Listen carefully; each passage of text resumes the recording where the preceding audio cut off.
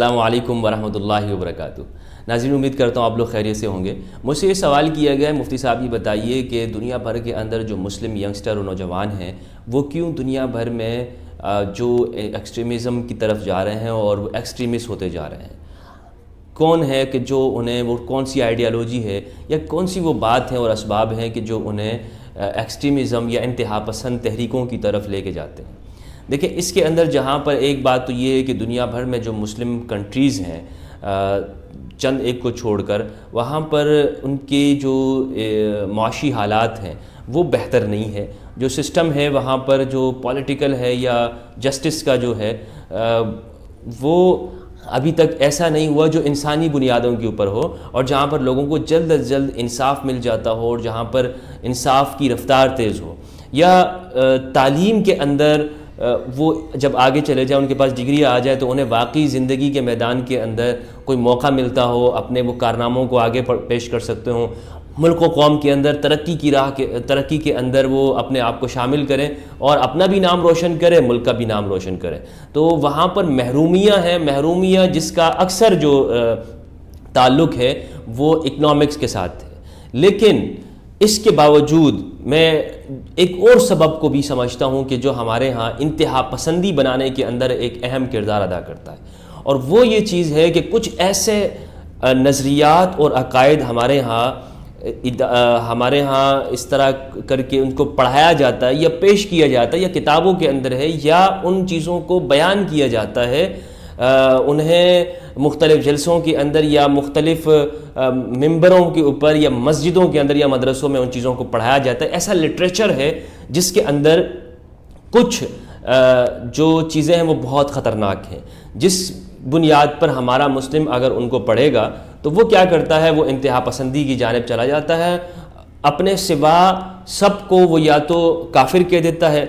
یا اسے یہ بتا دیا جاتا ہے کہ دنیا میں رہنے کا حق صرف اور صرف اسی کی قوم کو ہے۔ تو پھر وہ کیا کرتے ہیں، اس کے لیے اب جو بھی کوششیں اس نے کرنی ہو وہ ان چیزوں کے لیے وہ کوشش کرتا ہے۔ اس سے کیا ہوتا ہے، اس سے دنیا کی مختلف کمیونٹیز اور مسلمانوں کے درمیان میں ایک بہت بڑا گیپ پیدا ہو جاتا ہے، اور ایک بندے کے عمل کی وجہ سے لوگ کہتے ہیں کہ سارے کے سارے مسلمان ایسے ہیں، بلکہ آگے جا کر کہتے ہیں کہ تمہاری کتابوں ہی کے اندر ہی یہ چیز ہے، قرآن کے اندر ایسا ہے۔ لوگ اسلام کے اوپر بات کرنے لگ جاتے ہیں، اور حضرت محمد صلی اللہ علیہ وآلہ وسلم خاتم النبیین کی زندگی کے اوپر سوالات اٹھائے جاتے ہیں کہ جو کہ سارے جہانوں کے لیے اور ساری انسانیت کے لیے رحمت ہے۔ مثلا کیا نظریہ اور کیا ایسی ایکٹیویٹیز کیا ہوتی ہیں کہ جو ہمارے مسلم نوجوان کرتے ہیں اور جس کی وجہ سے یہ سارے چیزیں پیدا ہوتی ہیں؟ ایک بات ہمارے مسلم نوجوان کو پڑھائی جاتی ہے، کچھ نوجوانوں کو، میں سب کی بات نہیں کر رہا ہوں، ٹھیک ہے، لیکن اکثر جگہوں پر کچھ ایسی آرگنائزیشن ہیں یا ایسے لوگ ہیں جو خلافت کے نام پر جو کہتے ہیں کہ دنیا میں مسلمانوں کی حکومت ہو، اور مسلمان ہی اس ڈیموکریسی کے زمانے میں، ڈیموکریٹک ایج کے اندر بھی وہ کیا کہتے ہیں، وہ کہتے ہیں کہ ایک ایسا مسلمانوں کی پوری دنیا کے اوپر وہ جھنڈا لگا دیا جائے، اور جتنے بھی نان مسلم کنٹریز ہیں، غیر مسلم ممالک جن کو کہتے ہیں، ان کے ساتھ کیا ہو، ان کے ساتھ جنگ ہو۔ کیوں جنگ ہو؟ کیونکہ یا تو وہ مان لیں ہماری بات، اور آج کے جمہوری زمانے کے اندر تو ہماری بات نہیں مانیں گے کہ اسلام کو ایز اے رول وہاں پر لے آئے، تو ان کے ساتھ ہوگا کیا، ان کے ساتھ جنگ ہوگی، اور ان کے ملکوں کے اوپر ہمارا جھنڈا لگے گا۔ ایک یہ ہے، اور اس طرح دنیا سے جو ہے وہ کیا ہوگا، کافروں کا خاتمہ ہوگا، اور کافروں کے حوالے سے بھی، کافر ورڈ کے حوالے سے بھی ایک یہ غلط سوچ بنا دی گئی کہ جو بھی نان مسلم ہے وہ کیا ہے، وہ کافر ہے۔ حالانکہ ایسا نہیں ہے، قرآن نے، اسلام نے اس چیز کو اس طرح نہیں رکھا کہ جو بھی نان مسلم ہے وہ کافر ہے۔ الگ الگ کیٹیگریز رکھی ہیں، کافر الگ ہے، مشرک الگ ہے، مجرم الگ ہے، مجرم بھی جو چیز رکھی ہے قرآن نے اس کو بیان کیا ہے، ظالم کی کیٹیگری رکھی ہے، غیر مسلم کی رکھی ہے، اور ان لوگوں کی رکھی ہے کہ جو ہیومن ہے، صرف ہیومن کائنڈ۔ ان سب کو میں الگ الگ چیزوں کے اندر بیان کر دوں گا، اور اس پہ میری ویڈیوز بھی ہے، وہ آپ دیکھ سکتے ہیں۔ تو یہاں پر میں صرف یہ بتانا چاہتا ہوں کہ وہ کون سے اسباب ہیں، جن اسباب اور جن ریزنز کی وجہ سے لوگ کیا کرتے ہیں، ایکسٹریمسٹ بن جاتے ہیں اور دہشت گردی کی طرف وہ چلے جاتے ہیں۔ اس میں ایک یہ ہے کہ دنیا کا رویہ، ایک تو مسلمانوں کے حوالے سے وہ یہ ہے کہ جسے بھی ٹوپی داڑھی والا ان کو نظر آتا ہے اسے ان کے ساتھ ان کا رویہ یہ ہوتا ہے کہ گویا کہ یہ ایکسٹریمسٹ ہے، جس میں مسلمانوں کو ایک اپنے آپ کو یا کنٹریز کے اندر وہ رہتے ہیں وہاں پر ان کے ساتھ ایسا سلوک کیا جاتا ہے، ان کو اچھی نظروں سے نہیں دیکھا جاتا، تو پھر وہ مسلم کیا ہوتے ہیں، ایکسٹریمسٹ کی طرف جاتے ہیں۔ لیکن میں جو آپ کو بتا رہا ہوں وہ خود جو ہمارے جو چیزوں کے اندر ہے ان کی طرف بھی نشاندہی کرنا بہت ضروری ہے۔ صرف اور صرف ہم یہ کہیں کہ دنیا والے ایسے کرتے ہیں، دنیا والے ایسے کرتے ہیں، اور جو خرابی یہاں موجود ہے اس کے اوپر ہم کوئی بات نہ کریں تو چیزیں حل نہیں ہو پائیں گی۔ کہ ایک کانسیپٹ یہ بتایا جاتا ہے کہ دنیا میں اسلام کو غالب کرنا ہے۔ کیا کرنا ہے؟ اسلام کو غالب کرنا ہے۔ غالب کا مطلب یہ ہے کہ پاور میں لے کر آنا ہے۔ دنیا کے جتنے بھی ازم ہیں اس وقت ہیں دنیا میں، چاہے کمیونزم ہے یا کیپٹلزم ہے، یا دنیا میں اسلام کے علاوہ جتنے بھی کانسیپٹ پائے جاتے ہیں اور کنٹریز ہیں، ان سب کے اوپر کیا کرنا ہے؟ اسلام کو لے کر آنا ہے، وہاں اس ملک کے اوپر اسلام کا جھنڈا لگانا ہے، کیونکہ اسلام کیا کہتا ہے کہ مجھے سب دنیا کے اوپر رکھا جائے۔ اور اس کا طریقہ اب کیا ہوگا؟ اس کا طریقہ اب ایک تو یہ ہے کہ یا تو تبلیغ کر کے، ہم نے تبلیغ کر کے دنیا میں جتنے بھی مسلمانوں کے علاوہ لوگ ہیں، ہندو ہیں، جوز ہیں یا بدھسٹ ہیں، دنیا کوئی بھی ہیں، پارسی ہیں، مسلمان نہیں ہیں، ان کو تبلیغ کر کے کیا کرنا ہے؟ مسلمان بنا دینا ہے۔ اور اس طرح جب دنیا کے سارے لوگ مسلمان ہو جائیں گے تو پھر کیا ہوگا؟ غلبہ ہوگا، پاور میں آ جائے گا اسلام۔ دوسرا یہ ہے کہ کچھ لوگ تو اتنا بھی یعنی ایسا مذہبی میں نے بھی سنے ہیں کہ جو کیا کہتے ہیں کہ اسلام مسلمانوں کو چاہیے کہ زیادہ سے زیادہ بچے پیدا کریں، زیادہ سے زیادہ شادی کریں، 2 کریں، 3 کریں، 4 کریں، بچے پیدا کریں، جب ان کی میجورٹی ہو جائے گی، جب تعداد بڑھ جائے گی تو ہم مسلمان دنیا کے اندر زیادہ ہوں گے اور پھر کیا ہو جائے گا؟ کافروں کے اوپر ہمارا غلبہ ہوگا۔ حالانکہ حدیث میں نبی صلی اللہ علیہ وآلہ وسلم نے فرمایا کہ آخر زمانے میں جب تم بہت زیادہ ہوگے تب دنیا میں تمہیں مار پڑے گی، اور سارے لوگ ایسے تمہارے اوپر ٹوٹ پڑیں گے جیسے بھوکے جو ہیں وہ کھانے کی پلیٹوں کے اوپر ٹوٹ پڑتے ہیں۔ یہ ہمارے ہاں اسلامک اسکالر نہیں بتاتے ہیں لوگوں کو کہ بھائی زیادہ ہونا، میجورٹی ہونا کوئی بڑی بات نہیں ہے، حضور نے اس کو پسند نہیں کی، یعنی کیا اسلام نے اس کا کوئی حکم نہیں دیا ہے کہ بھائی تم واقعی کوئی زیادہ ہو، تم زیادہ ہو، زیادہ ہونے کا نہیں۔ تو کیا کرتے ہیں؟ ایک تو یہ، تیسرا یہ بتاتے ہیں کہ دنیا میں جتنے بھی جو کافر ہیں، نان مسلم ہیں، ان کے خلاف جنگ چھیڑ دو، ان کے خلاف جنگ کرنا شروع کر دو، ان کو لڑنا شروع کر دو اور ان کو ختم کر دو۔ تو جب ختم کرو گے تو مسلمان کیا ہو جائیں گے؟ زیادہ ہو جائیں گے۔ یہ 3 چیزیں۔ حالانکہ یہ جو تیسری جو بات ہے نا، یہ کرسچینٹی نے مسلمانوں کے خلاف جو ہے وہ صلیبی جنگوں کے اندر اپنائی تھی کہ مسلمانوں کے خلاف جنگیں شروع کر دو، اور پھر آپ دیکھیں کہ 200 سال تک پورا یورپ جو ہے وہ مسلمانوں کے ساتھ لڑتا رہا، اور اس زمانے کے اندر یہ ساری ان کے اندر، لیکن انہیں پڑھایا جاتا رہا، انہیں بتایا جاتا رہا کہ آپ نے مسلمانوں کے ساتھ لڑنا ہے اور اس سے مسلمان ختم ہو جائیں گے۔ لیکن مسلمان ختم نہیں ہوئے، نہ کرسچن ختم ہوئے۔ پھر انہیں یہ بات 200 سال بعد سمجھ میں آئی کہ بھائی ہم نے جو مسلمانوں کے خلاف جنگیں چھیڑی ہوئی ہیں، جہاد، ان کے نزدیک جو جہاد تھا یہ بات ٹھیک نہیں ہے، تو وہ اس سے پیچھے ہٹ گئے، وہ پھر سائنس کی طرف چلے گئے، مشین ایجاد کر لی یورپ نے، اور آج دنیا کے اندر یورپ کیا ہے؟ وہ سائنس کی ٹیکنالوجی کے اندر ایک دنیا اس کو فالو کرتی ہے، وہ یہ بات سمجھ گیا۔ لیکن ہمارے مسلمان آج تک اس بات کو سمجھ نہیں رہے، اور یہ ہمارے مسلمانوں کے اندر کب سے یہ کانسیپٹ آیا؟ یہ تب آیا کہ جب دنیا کے اوپر جب برٹش نے راج کیا، اور وہاں فرانس نے جزائر اور عرب کنٹریز کے اوپر تھا، تو فرانس نے وہاں پہ ایک کالونی بنائی اور برٹش نے ان علاقوں کے اوپر جو ہے وہ آ گئے۔ اب مسلمانوں سے مغلوں کی حکومت چھین لی گئی۔ وہاں ترکی کے اندر سلطنت عثمانیہ تھی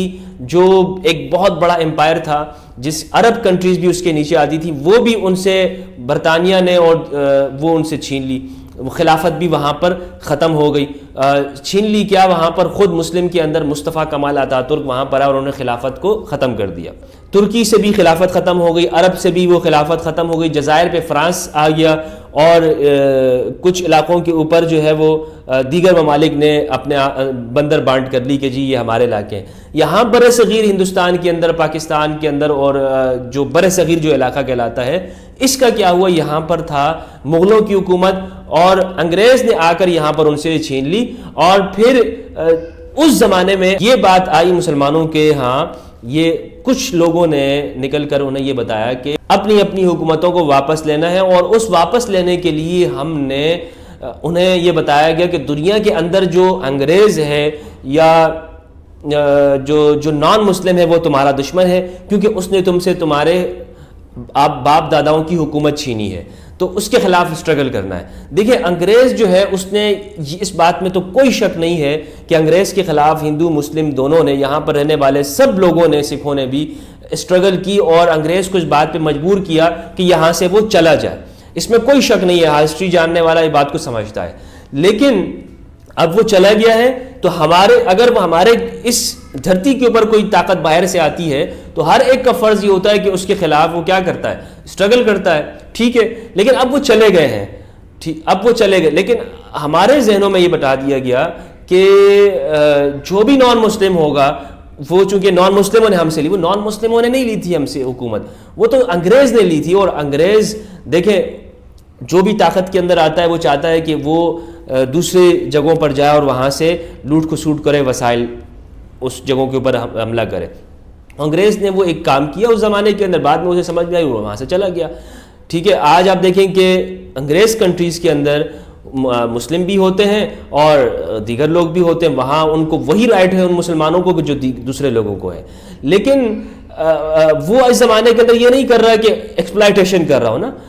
چونکہ ہر زمانے کی باتیں الگ ہوتی ہیں. تو اب کہنے کا مقصد یہ ہے کہ ہمارے ہاں اب بھی ان چیزوں کو یہ اس طرح کر کے بتایا جاتا ہے کہ جو نان مسلم ہیں وہ کافر ہیں, انہوں نے ہم سے ہماری حکومتیں لی ہیں, لہٰذا ان کے خلاف ہم جہاد کرتے رہیں گے. اور جب تک ہم جہاد چونکہ قیامت تک رہے گا اور دنیا کے اوپر ہم اسلام کا جھنڈا نہیں لگا دیتے, تب تک ہماری اسلام کی کامیابی اور کامرانی نہیں ہوگی, اور ہم خود کیا ہیں, ہم صحیح اور اچھے مسلمان نہیں ہوں گے. تو یہ جو بات ہے, میں سمجھتا ہوں کہ یہ ایک بہت بڑا ریزن ہے, بہت بڑی غلط فہمی ہے. ان سے میں یہ کہنا چاہتا ہوں کہ یہ پولیٹکس اسلام کی جو سوچ ہے, اسلام کی قطعاً یہ سوچ نہیں ہے. اسلام کا کہنا کیا ہے, اسلام کا کہنا یہ ہے کہ آپ دنیا میں جس بھی علاقے کے اندر رہیں, جہاں پر بھی رہیں, وہاں کے قانون کے مطابق آپ کی زندگی, وہ آپ کے اخلاق, آپ کا بیہیویئر, آپ اس کے اندر حصہ لیتے رہیں. آپ کے اخلاق سے کسی کو تکلیف نہ ہو, آپ کی زندگی سے کسی کو تکلیف نہ ہو, آپ کے عمل سے کسی کو نہ ہو, آپ ایک اچھے مسلمان بن کے رہیں. آپ چاہے یورپین کنٹریز کے اندر رہتے ہیں, مسلم میں رہتے ہیں, یا ان علاقوں کے اندر رہتے ہیں جہاں پر مسلمانوں کی میجورٹی نہیں بلکہ مائنورٹی ہے, اور وہاں پر دوسرے ملکوں کا قانون یا دوسرا نظام وہاں پر ہے, اس کو آپ نے اس کا احترام کرنا ہے اور وہاں پر آپ نے رہنا ہے. اگر آپ رہنا نہیں چاہتے تو ان جگہوں کو چھوڑ دیں, لیکن وہاں پر ان کے خلاف جنگوں کا یا اس طرح کی دماغ کے اندر چیزیں نہیں لانی چاہیے.